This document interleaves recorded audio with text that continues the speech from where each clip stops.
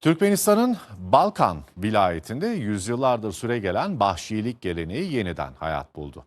Ülkenin dört bir yanından gelen ve Bahşi adı verilen halk ozanları türküleri ve destanları aynı sahnede seslendirdi.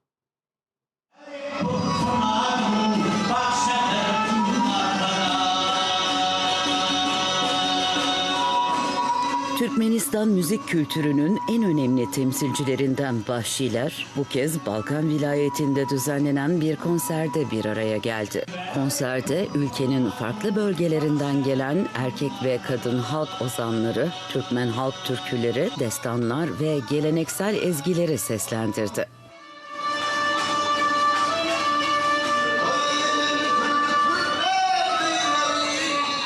Bahşilik geleneğinde türkülerin belirli bir düzen içinde icra edilmesi büyük önem taşıyor. Ustalar önce daha düşük tondaki ezgilerle başlangıç yapıyor. Ardından orta tona geçiliyor. Ses tamamen açıldıktan sonra ise en yüksek bölüm kabul edilen şirvan perdesinde destanlar seslendiriliyor.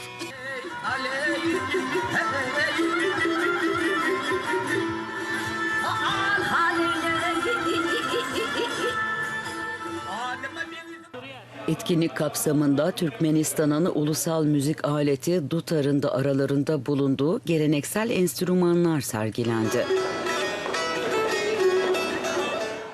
Türkmen kültüründe Bahşiler, vatan sevgisini, kahramanlık destanlarını, toplumsal dayanışmayı ve manevi değerleri dutar eşliğinde gelecek kuşaklara aktaran kültür taşıyıcıları olarak kabul ediliyor.